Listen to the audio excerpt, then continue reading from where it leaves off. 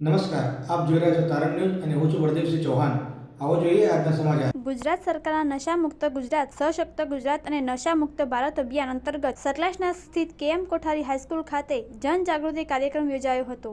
Acharya Shri D પટેલના માર્ગદર્શન હેઠળ નશા મુક્તિ અંગે જાગૃતિ અને પ્રતિજ્ઞા કાર્યક્રમનું સફળ આયોજન કરાયું હતું. કાર્યક્રમ દરમિયાન વિદ્યાર્થીઓ અને શિક્ષકોએ દારૂ, ડ્રગ્સ, તમાકુ સહિતના તમામ પ્રકારના વ્યસનોથી દૂર રહેવાની પ્રતિજ્ઞા લીધી હતી. એક પ્રતિજ્ઞા ડ્રગ મુક્ત ભવિષ્ય તરફ એક પગલુંના સંદેશ સાથે યુવાનોને સ્વસ્થ, જવાબદાર અને વ્યસન મુક્ત જીવન જીવવા પ્રેરિત કરાયા હતા. સાબરમતી સેન્ટ્રલ જેલના નિવૃત્ત જેલર શ્રી એમ દવે મુખ્ય વક્તા તરીકે ઉપસ્થિત રહ્યા હતા. તેમણે વ્યસનના વ્યક્તિ, પરિવાર અને સમાજ પર થતા ગંભીર દુષ્પરિણામો વિશે માર્ગદર્શન આપ્યું હતું. શ્રી દવેએ વિદ્યાર્થીઓને ઉજ્જવળ ભવિષ્ય માટે સાચો માર્ગ પસંદ કરવા, ડ્રગ્સ અને અન્ય વ્યસનોથી દૂર રહેવા તેમજ જીવનમાં સારા સંસ્કારો અપનાવવા અપીલ કરી હતી. આ પ્રસંગે શાળા પરિવારે સ્વાસ્થ્ય, યુવા, મજબૂત રાષ્ટ્રના સંદેશને આત્મસાત કરી જાગૃત અને જવાબદાર સમાજના નિર્માણ માટે સૌને વ્યસન મુક્તિના જનજાગૃતિ અભિયાનમાં જોડાવા અનુરોધ કર્યો હતો. કાર્યક્રમમાં શાળાના શિક્ષકો, કર્મચારીઓ અને મોટી સંખ્યામાં વિદ્યાર્થીઓ ઉત્સાહપૂર્વક ઉપસ્થિત રહ્યા હતા. સૌએ પરિવર્તન બનો,